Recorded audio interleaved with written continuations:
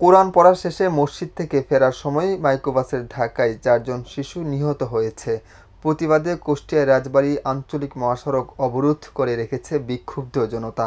আজ রোববার সকালে কুষ্টিয়ার খোকসা উপজেলায় শিমুলিয়া ইউনিয়নের কুষ্টিয়া রাজবাড়ী আঞ্চলিক মহাসড়কের কঠিপাড়া এলাকায় এই ঘটনা ঘটে। নিহতরা হলেন শিমুলিয়া কঠিপাড়া গ্রামের মোহাম্মদ হানিফ মিয়ার মেয়ে মিম, একই গ্রামের পালন শেখের মেয়ে তানজিলা ও হেলাল উদ্দিনের মেয়ে জুথি।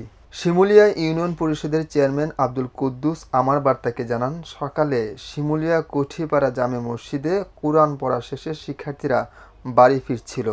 কুষ্টিয়া রাজবাড়ী আঞ্চলিক মহাসড়ক পার হওয়ার সময় একটি দ্রুতগামী মাইক্রোবাস তাদেরকে চাপা দিয়ে পাশের পুকুরে উল্টে পড়ে। এতে ঘটনাস্থলে একজন এবং হাসপাতালে নিয়ে গেলে 3 জন মেয়ে মারা যান। ঘটনা কবলিত মাইক্রোবাস পানিতে পড়ে যায়। আমার সোনা সত্যি পুরাই গেল রে, সোনার আজরাইলাই চাইছিল রে, ও সোনা দল বাঁধে গেছে পড়তি দল ধরে চলে গেলে রে, আমার সোনা দল ধরে চলে গেল রে, জোড়া ধরে চলে গেছে রে, আমার সোনার গেলু আলাদা রয়েছে রে, ও মধুরে।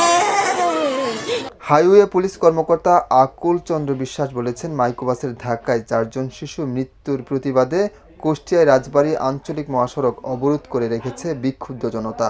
পরিস্থিতি নিয়ন্ত্রণে চেষ্টা চলছে।